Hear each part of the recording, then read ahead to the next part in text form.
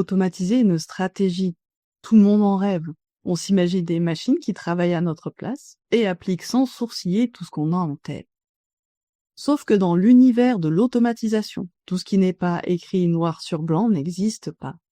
Ce que vous avez imaginé ne se réalisera jamais si le processus n'est pas posé. Voilà pourquoi la communication est primordiale. Même et surtout en passant par un ou une développeuse. Et je peux te garantir que ce qui est exécuté, c'est ce que l'autre a compris et pas ce que tu avais en tête.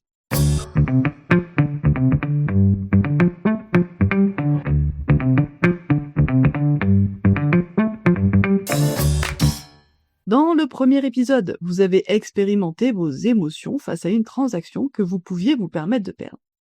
Dans le deuxième, nous avons vu comment utiliser ces émotions à votre avantage, en fixant vos propres règles, celles avec lesquelles vous vous sentez à l'aise. Dans ce troisième épisode qui clôture la série sur les stratégies d'investissement et de trading, je vais vous présenter une méthode contre-intuitive. Poser un cadre dans un monde où tout semble possible. Non pas pour vous contraindre, mais au contraire pour assurer votre liberté et votre sécurité financière. Si vous ne savez pas vraiment ce que recouvre l'automatisation, je vais vous l'expliquer pas à pas, en m'appuyant sur mon expérience de développeuse d'application. Je vous montrerai comment écrire votre stratégie afin de vous rémunérer autrement, avec sérénité. Et sachez que je suis en train de développer ma propre application. En fin d'épisode, je partagerai des avantages exclusifs pour celles et ceux qui souhaitent la tester. Bonjour, je m'appelle Julie, je suis développeuse d'application full stack. Automatiser des feuilles Excel et interconnecter des services, c'est la base de mon métier. Donc je ne fais pas de conseils en investissement. Si je me jette dans le Rhône, j'espère que vous n'allez pas en faire autant. Vu la couleur de l'eau, moi je vais me prendre un scaphandre. Gardez votre esprit critique. Mon objectif dans le podcast Mes petites machines à cash, c'est de vous raconter comment je mets mon argent au travail et lui apprends à le faire sans moi. Et franchement, je pensais qu'avec mon niveau technique, ça allait être de la rigolade. Si vous saviez comme j'évite d'échanter. En effet, ce n'est pas la technique qui m'a donné le plus de mal quand j'ai voulu automatiser mes finances. Lorsque j'ai créé mon application de copy trading sur Telegram, la partie la plus drôle, c'était d'écrire le code. Et la plus difficile, c'était de rétro-ingénierer la stratégie du fournisseur de signal. C'est-à-dire que même avec les instructions pour appliquer le signal, une fois codées, manifestement, les explications fournies n'étaient pas assez complètes pour rendre la stratégie rentable. Je ne comprenais pas pourquoi une seule perte sèche effaçait tous les gains de la semaine. Après avoir payé, j'ai eu accès à l'historique. Est-ce que cela faisait vraiment partie de la stratégie, alors qu'il y avait 2 pertes sèches en moyenne par semaine, et ce pendant les 2 dernières années? Ou bien m'étais-je fait avoir par les chiffres dont je ne comprenais pas le sens? Ces anecdotes vous parlent, et que vous aussi vous voulez poser un cadre pour investir avec sérénité. Abonnez-vous maintenant, activez les notifications pour ne pas rater la suite de l'aventure et découvrir comment transformer vos idées en machine à cash.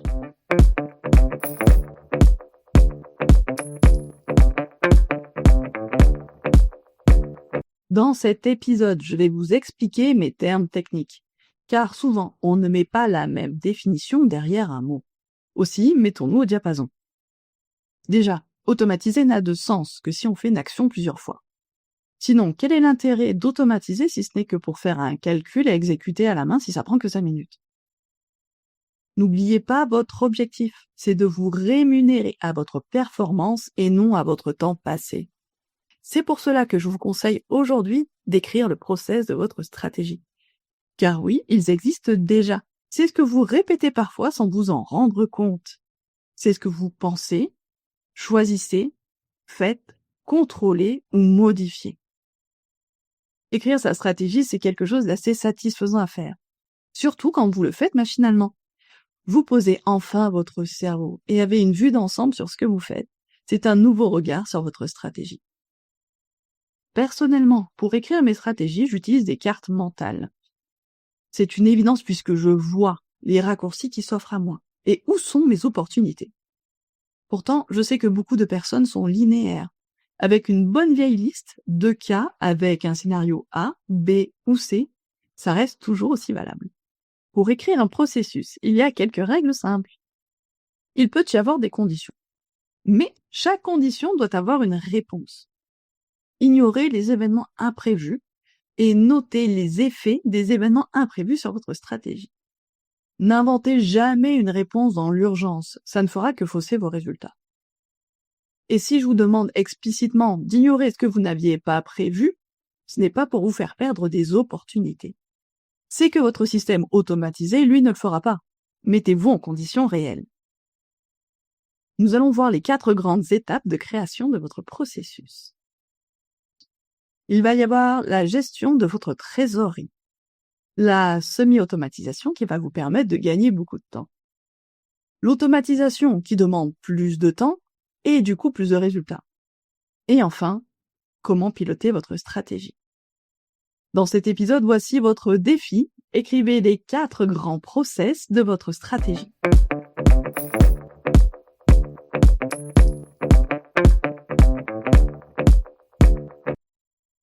Le premier concerne donc votre trésorerie. Cela va définir comment vous gérez les fonds de vos petites machines à cash. Ça peut paraître évident, mais croyez-moi, c'est là-dessus que tout repose. Vos petites machines à cash en ont besoin pour tourner efficacement. Vous allez devoir définir un certain nombre de paramètres pour que vos petites machines fonctionnent bien. La première chose à clarifier, c'est combien vous êtes prêt à investir au global.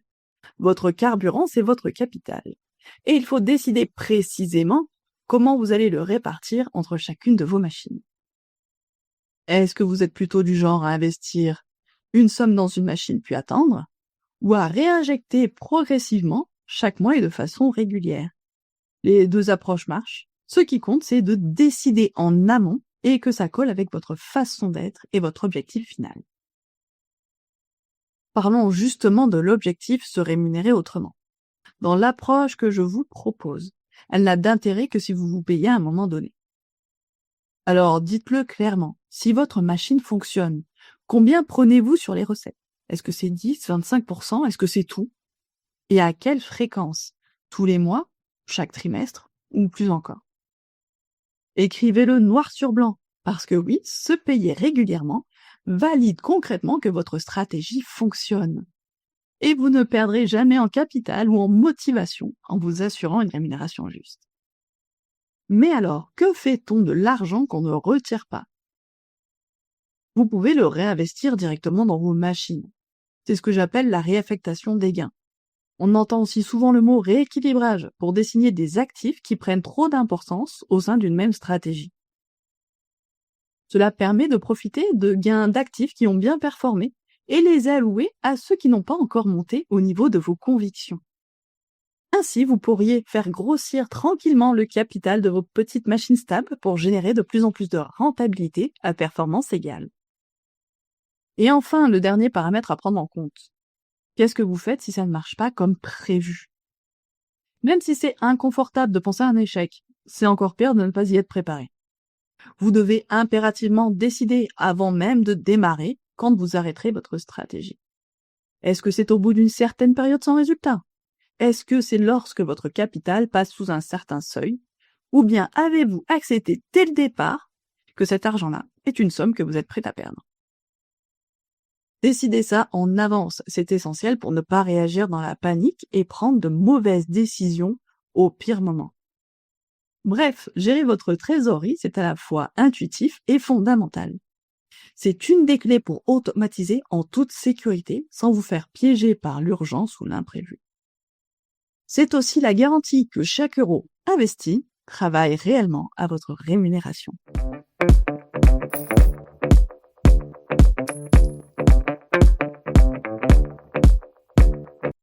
Et maintenant, vous êtes là pour savoir comment gagner du temps. C'est surtout pour cela que l'on cherche à automatiser nos stratégies. Et pour commencer, je vais vous parler d'une méthode accessible à tous. C'est la semi-automatisation. C'est quelque chose que je fais assez naturellement et sûrement vous aussi. Pourquoi? Parce que c'est un compromis très intéressant entre le tout manuel et le tout automatisé. Concrètement, c'est quoi la semi-automatisation? C'est quand tout est expliqué, calculé et pré-mâché, mais que c'est vous qui appuyez encore sur le bouton. Prenons des exemples. Pour mon processus de création de contenu, j'ai une carte mentale dans laquelle j'ai mis tous mes liens utiles. Un clic sur l'étape en cours et je suis envoyé directement vers l'action à faire. Ça peut être un lien vers une IA générative avec le prompt déjà prêt, ou bien dans le bon fichier Canva pour gérer mes visuels. Et quand on en a énormément, ça fait gagner un temps fou. Je ne refais pas tout à la main à chaque fois et je ne réfléchis pas à comment j'ai fait la dernière fois. Je ne perds pas de temps à refaire des calculs et à me demander « Ah, est-ce que cette formule Excel fonctionne ?» Je me contente de garder la main sur le déclenchement. Et dans le domaine de l'investissement, j'utilise aussi des feuilles Excel. Pas des tableaux remplis au hasard. Non. Je parle de documents structurés, avec des formules. Les valeurs de mon portefeuille se mettent à jour toutes seules. Et derrière, je vois mes objectifs, mes seuils, comme quoi vendre, quelle quantité et à quel prix. Alors, ça ne fait pas les actions à ma place, c'est vrai, mais ça me donne exactement les informations dont j'ai besoin pour appliquer ma stratégie avec rigueur. Pourquoi je vous parle surtout de raccourcis et de documents récapitulatifs? Car j'ai aussi testé le copy trading semi-automatisé. C'est quand vous achetez un service de signaux. La société qui vous la vend n'a pas l'agrément de SAN pour gérer votre capital à votre place. Elle se contente de vous dire quoi acheter, là maintenant, là tout de suite. Et vous donner des informations comme le stop loss et les take profit. Donc sur Telegram ou TradingView, les signaux sont à copier à la main. Vous en avez peut-être déjà fait l'expérience. Sur le papier, ça semble génial. Vous recevez une info, vous copiez, vous gagnez. En réalité, vous êtes en train de bosser sur autre chose. Vous recevez un signal, et là, il faut tout arrêter, ouvrir la bonne plateforme, ajuster la taille du lot, vérifier les objectifs. Le temps que vous ayez tout paramétré et validé la transaction, l'opportunité est peut-être déjà passée, ou vous avez carrément manqué la notification. Je vous parle d'expérience. Certains sont très chronophages et vous demandent de manager vos positions de façon très serrée. Et ça ne correspond plus vraiment à la stratégie, selon votre courtier, et l'application de ses frais, ainsi que le décalage d'exécution. Car, eux aussi, de leur côté, font des copier-coller, parfois erronés. N'allez pas croire que les signaux de trading sont faits par des professionnels. Demain, je pourrais tout à fait créer le mien et vous faire croire que vous faites une super affaire. Et en regardant vos résultats, vous penserez que vous n'êtes pas assez bon pour l'exécuter correctement. J'ai essayé pendant plusieurs mois. J'ai persévéré vraiment. Et devoir interrompre ma concentration 5 fois par jour pour exécuter des trades dans l'urgence, ça m'a rendu dingue. J'étais toujours entre deux mondes, à la fois dans mes projets et dans la peur de rater une prise de position. Je me mettais donc à surveiller mon écran de téléphone, à vérifier mes graphiques, à douter et à ne penser qu'à ça toute la journée. Et à la fin, je jouais avec ma santé mentale. C'est pas du tout ça que j'imaginais quand je me suis lancée dans l'automatisation de mes finances personnelles. Alors j'ai arrêté, mais j'ai pas tout jeté. J'ai gardé la logique du semi-automatisé, mais en la réadaptant à un rythme de vie qui me convient. La clé, c'est d'avoir un cadre clair. Vous pouvez très bien utiliser des outils pour vous simplifier la vie, mais à condition de ne pas vous mettre dans un mode réactionnaire permanent. Rémâchez tout ce qui peut l'être, structurez vos fichiers, et si comme moi vous avez besoin de concentration, réservez-vous des sessions pour exécuter vos signaux. La semi-automatisation est une méthode à part entière dans les processus d'automatisation. Une fois bien structurée et bien utilisée, elle vous prépare à déléguer les bonnes choses au bon moment avec les bons outils sans sacrifier votre clarté mentale.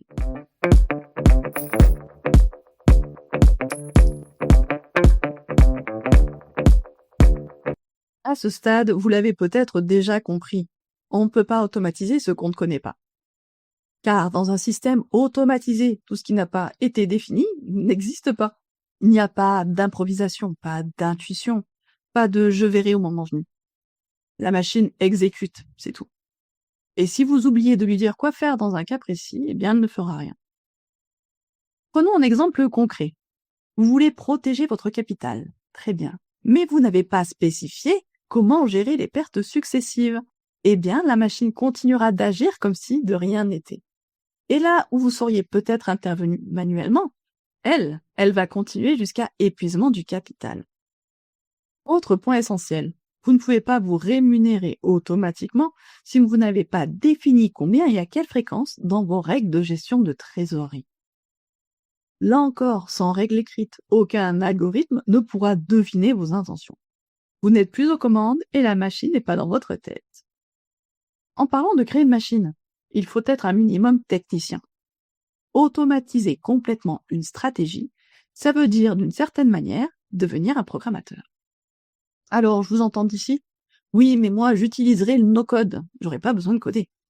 Oui, c'est vrai, le no-code vous évite de taper du code, mais il ne vous dispense pas de concevoir votre algorithme.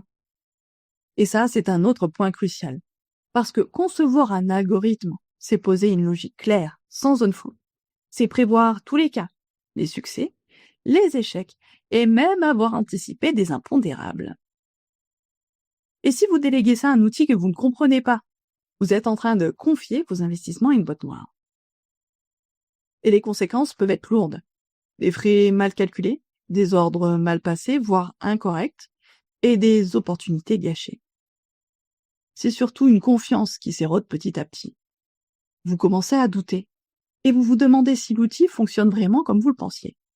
Vous ne savez plus si vous pouvez vous fier à ce que vous avez construit. Et ça peut vous hanter, littéralement. Et c'est ça le vrai risque de l'automatisation mal maîtrisée. C'est pas juste de perdre de l'argent, mais perdre votre lucidité.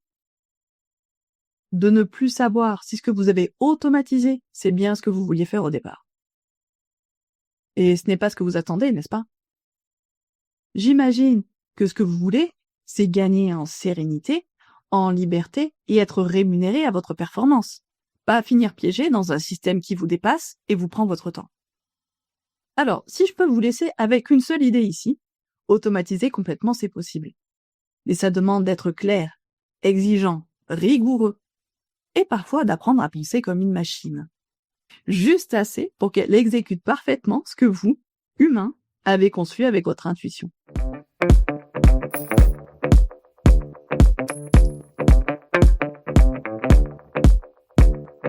Il y a une phrase que je répète souvent. Il n'y a pas de confiance sans contrôle. Ça vaut aussi pour vos stratégies d'investissement. Même si vous faites encore tout manuellement, même si vous débutez, vous devez piloter ce que vous mettez en place. Sinon, comment savoir ce que vous avez imaginé fonctionne vraiment? Comment faire la différence entre un mauvais plan et une mauvaise exécution? Piloter concrètement, c'est avoir une vue d'ensemble, c'est prendre le recul nécessaire pour analyser vos résultats et décider en conscience de ce que vous gardez et de ce que vous améliorez ou encore de ce que vous arrêtez. Alors posez-vous les vraies questions à froid. Si la stratégie est rentable mais ne remplit pas votre objectif, est-ce que vous continuez? Si elle ne donne aucun résultat à part enrichir le courtier, est-ce que ça a du sens de persister? Et si elle est perdante mais respecte votre plan à la lettre, est-ce que vous la rejetez quand même? Si vous pensez que ces questions font partie du pilotage, sachez que vous vous trompez, car elles ont déjà leur réponse dans votre cadre initial. Nous l'avons déjà mis en place pour éviter que les émotions distordent vos perceptions. Et c'est pour ça que je vous propose de faire des versions de stratégie. Parce que les marchés changent, les humains et les machines qui spéculent s'adaptent. Donc, un plan qui marche un temps peut s'essouffler. Regardez le Bitcoin. Avant, il faisait des pics violents. Aujourd'hui, on voit des grandes marches d'escalier beaucoup plus latérales portées par les institutionnels. Versionner, ça ne veut pas dire créer une nouvelle stratégie tous les 4 matins. Ça veut dire améliorer par petites touches avec les données récoltées, tout en restant fidèle à votre vision. Et c'est aussi une question de cohérence financière.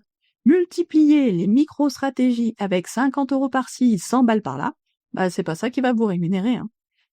Faire 1 x 2 sur 1 €, ça reste 2 €, mais faire 1 x 2 sur 1000 €, ça s'appelle une activité rémunératrice. Le pilotage est l'endroit où vous récupérez votre pouvoir et répartissez mieux vos risques. Vous concentrez vos efforts sur ce qui marche. Et vous construisez pas à pas un système qui vous respecte et vous rémunère. C'est exactement pour ça que je développe mon outil Mes petites machines à cash, pour vous donner un cadre, pour vous aider à poser vos propres règles, à piloter vos décisions et à évoluer sans repartir de zéro à chaque fois. J'ai besoin de vous, je développe cette application pour vous, pour qu'elle vous aide à prendre les bonnes décisions, à poser votre cadre et à automatiser votre stratégie en fonction de votre manière d'investir et pas de celle d'un autre. En devenant bêta-testeur, vous accédez gratuitement à un outil personnalisé, alors qu'une seule journée de développement avec moi coûte 700 €. C'est une occasion unique de co-construire un logiciel taillé pour vos besoins sans rien payer. Ce que je vous demande, c'est simple. Montrez-moi comment vous prenez du recul. Expliquez-moi comment vous décidez. Et dites-moi ce qu'il vous manque aujourd'hui pour aller plus loin. Chaque retour compte. Plus vous êtes nombreux à participer, plus l'outil deviendra puissant, utile et fidèle à votre réalité. Si vous voulez tester l'application en avant-première et recevoir des avantages réservés aux bêta-testeurs, je vous invite à remplir le formulaire en description. Dans cet épisode, on a tout posé à plat. Qu'est-ce qu'une stratégie, un système et un process? Qu'est-ce que ça veut dire semi-automatisé? Qu'est-ce qu'implique vraiment l'automatisation complète? Et pourquoi le pilotage est non négociable si vous voulez vous rémunérer à la performance avec l'esprit clair? Et la suite, dans les prochains épisodes, je décortiquerai des stratégies réelles sur des actifs différents. On les analysera ensemble. On construira pas à pas nos portefeuilles intelligents. Sinon, vous connaissez la musique? Abonnez-vous, activez les notifications, mettez 5 étoiles ou un pouce bleu et partagez l'épisode à quelqu'un qui en a besoin. Parce que vous n'êtes pas encore au bout de vos surprises. Bienvenue dans mon aventure d'automatisation financière et merci de m'écouter chaque semaine. On se retrouve mardi prochain sur le podcast Mes petites machines à cash.